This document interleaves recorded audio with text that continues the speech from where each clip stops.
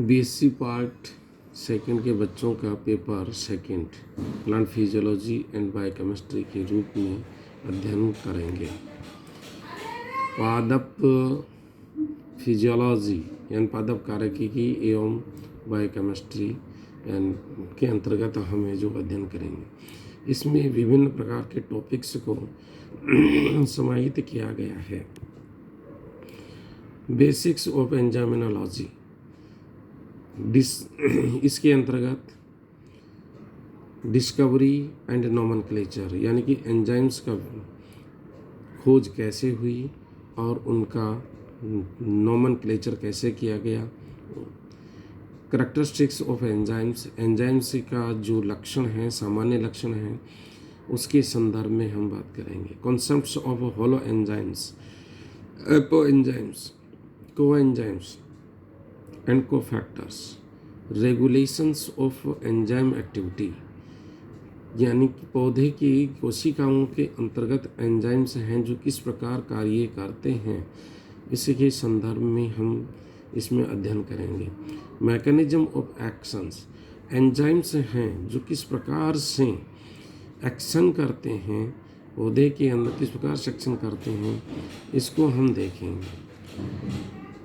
Plant water relation second topic है, जिसमें हम पादप के जो पानी के साथ जो रिलेशनशिप है उसके बारे में अध्ययन करेंगे।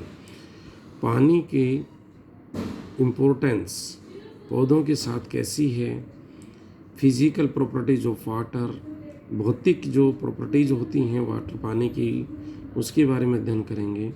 Diffusion and osmosis, absorption, transport और water and transpiration, physiology of stomata, water potential, इसके अंतर्गत पानी का डिफ्यूजन कोशिकाओं में, ऑस्मोसिस कोशिकाओं में, ज़मीन से पानी का अब्जॉर्प्शन कैसे होता है, ट्रांसपोर्ट यानी कि जड़ से लेकर के ऊपर पत्तियों तक पानी का ट्रांसपोर्ट कैसे होता है, ट्रांसपायरेशन यानी कि पौधों के अंदर है जो किस प्रकार से हैं, जो पानी पत्तियों तक पहुंचने के बाद वह लॉस होता है। फिजियोलॉजी ऑफ स्टोमेटा यानी कि पौधों के अंदर स्टोमेटा किस प्रकार से खुलते हैं और बंद होते हैं, यह हम इसके बारे में अध्ययन करेंगे।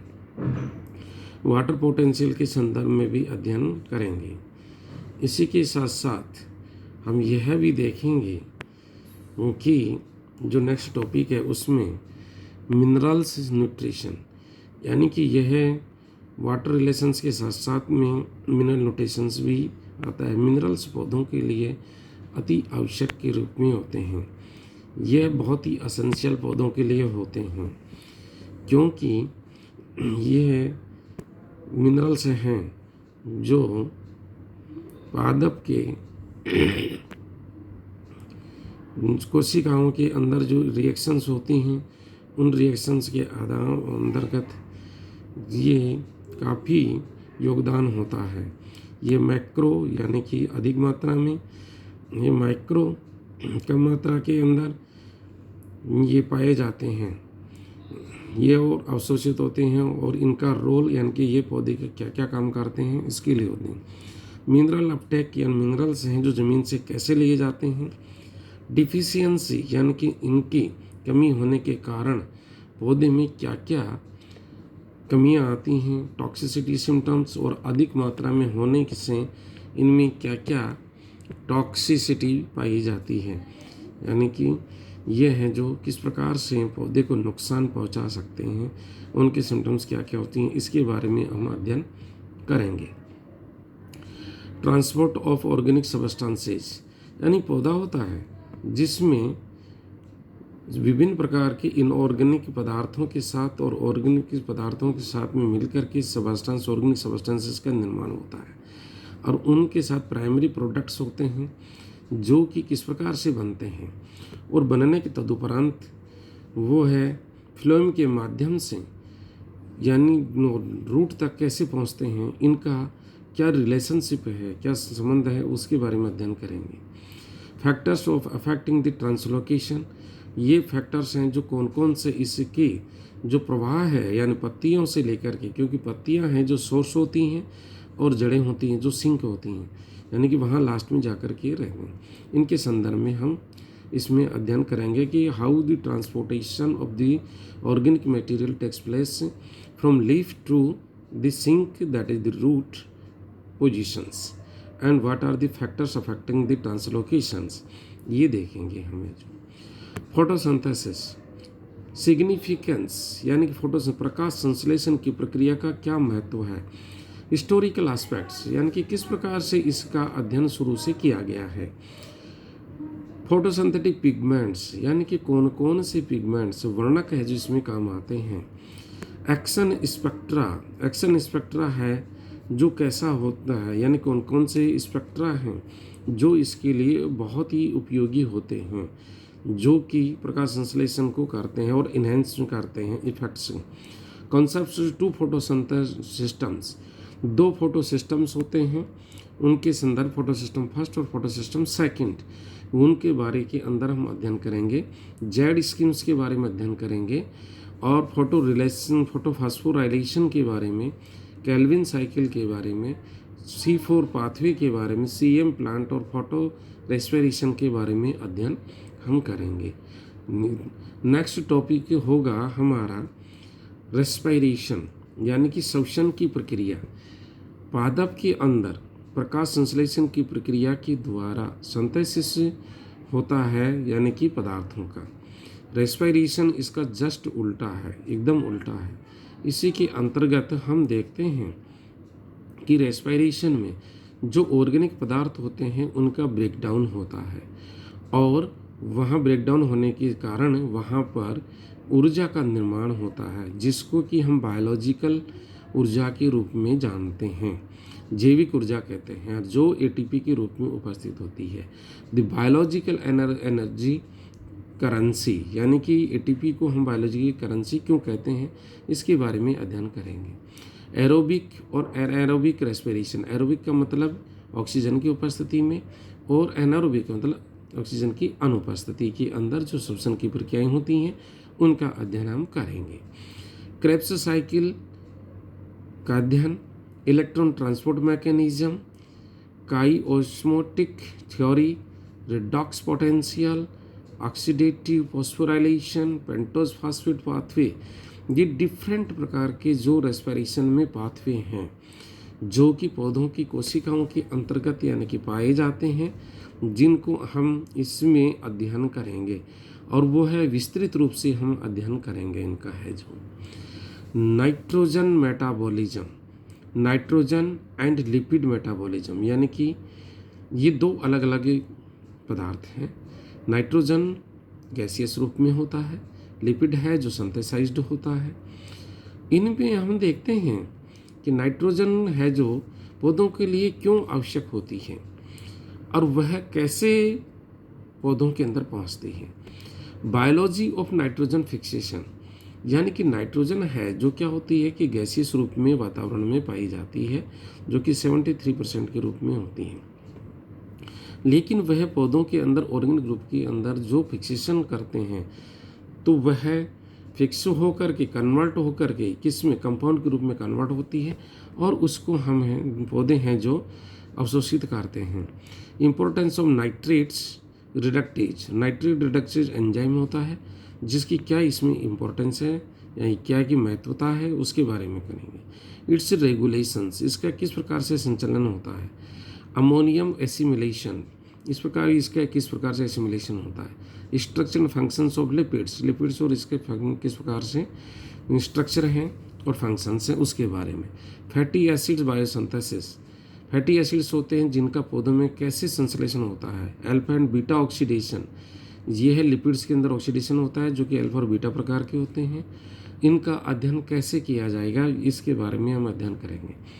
Saturated and unsaturated fatty acids storage, जब फैट्स होती हैं अतिरिक्त मात्रा में होती हैं तो वह 2 प्रकार से होती हैं, सैचुरेटेड होती हैं, अनसैचुरेटेड होती हैं।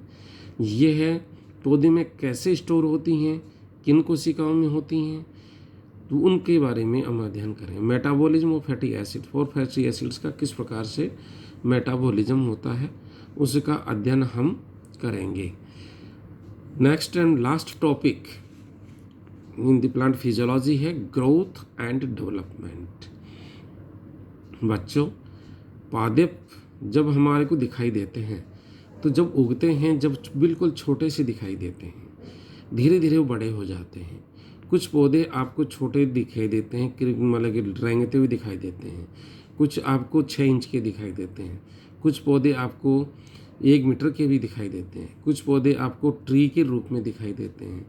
कुछ पौधे हैं जो उससे ट्रीज हैं भी बड़े बड़े, बहुत बड़े बड़े होते हैं, भीमकाय रूप ले लेते हैं, जंगलों के अंदर बहुत अधिक पाए जाते हैं। लेकिन यह सब आकृतियाँ कैसे बनती हैं, किस प्रकार से बनती हैं, क्या फिजियोलॉजिकल इनके अंदर परिस्थितियाँ परिवर्तित होती हैं या फिजियोलॉजी एक्शंस होते हैं कोशिकाओं में जिनके कारण बनती हैं।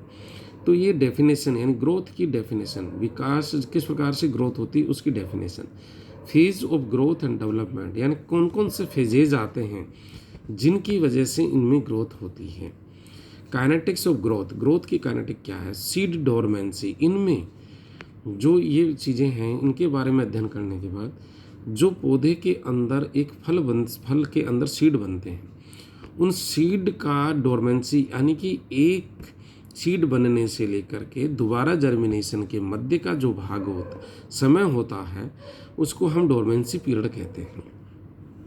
सीड जर्मिनेशन यानी कि उस डोरमेंसी के उपरांत जब ऑप्टिमम कंडीशंस आती हैं तब सीड है जो अंकुरित होता है उसको सीड जर्मिनेशन कहते हैं। उसमें क्या फिजियोलॉजिकल एक्शंस होते हैं and factors of their regulations, और उनको कौन कौन से कारक हैं जो संचालित करते हैं इसके बारे में देखेंगे।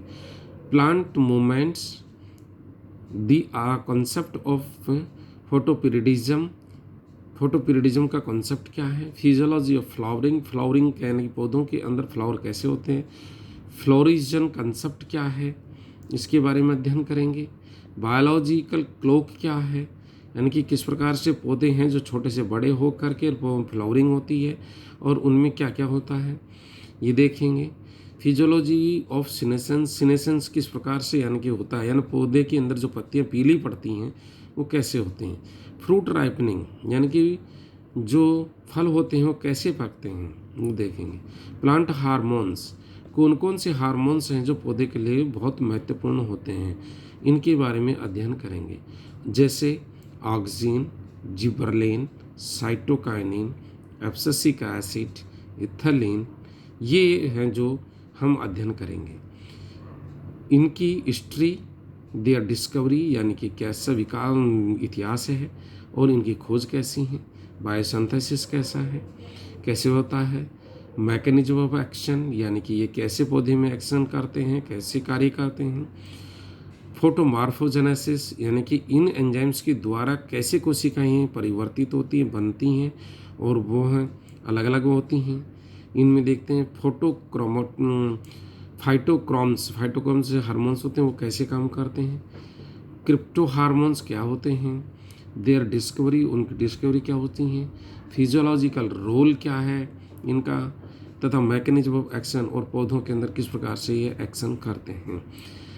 तो बच्चों, ये हमारा जो फिजियोलॉजी का सिलेबस है, इस सिलेबस को हम बारी बारी से एक एक समय के अंदर हम ये देखेंगे और लेंगे और इसके बारे में हम क्रमशः अध्ययन करेंगे कि किस प्रकार से पौधों के अंदर है जो ये है फिजियोलॉजिकल एक्टिविटीज़ होती हैं और इनको किस प्रकार से हम हैं जो अध्ययन करेंगे। तो ये है एक प्रकार से बायोकेमिस्ट्री है। इस बायोकेमिस्ट्री को आपको विशेष रूप से ध्यान में रखते हुए, केमिकल रिएक्शंस को ध्यान में रखते हुए, डायग्राम्स को बनाते हुए इनका अध्ययन और इनकी थ्योरी को पढ़ना है। ये बार बार इसको पढ़ना है ताकि आपको किसी भी प्रकार की कोई भी परेशानी आगे नहीं आए। तथा इसमें एब्रीवेशंस आएंगे, जिन एब्रीवेशंस को भी आपको याद रखना है क्योंकि एब्रीवेशंस से संबंधित भी प्रश्न पूछे जाते हैं, छोटे रिएक्शंस के संबंधित प्रश्न पूछे जाते हैं, बड़ी रिएक्शंस के संदर्भ में पूछे जाते हैं, पाथवे के संदर्भ में रिएक्शंस पूछे जाती हैं। तो ये सभी हैं जो पूछे जाती हैं, जो कि आपका वर्तमान में 50 नंबर का पेपर होता है। उस 50 नंबर के पेपर में समस्त हैं जो पहला प्रश्न पत्र है वह बहुत ही इम्पोर्टेंट, यानी कि ये प्रश्न है जो पहले वाला वह इम्पोर्टेंट छोटे होते हैं। उसमें लगभग 18 से 20 प्रश्न पूछे जाते हैं एक एक नंबर के, और बाकी हैं जो 4 प्रश्न हैं जो 4 इकाइयों में से आपको एक एक करना होता है। ये है जो कि यूनिवर्सिटी के सिलेबस के मुताबिक आपको चलना है और उसी के पैटर्न के आधार पर चलना है। थैंक्स।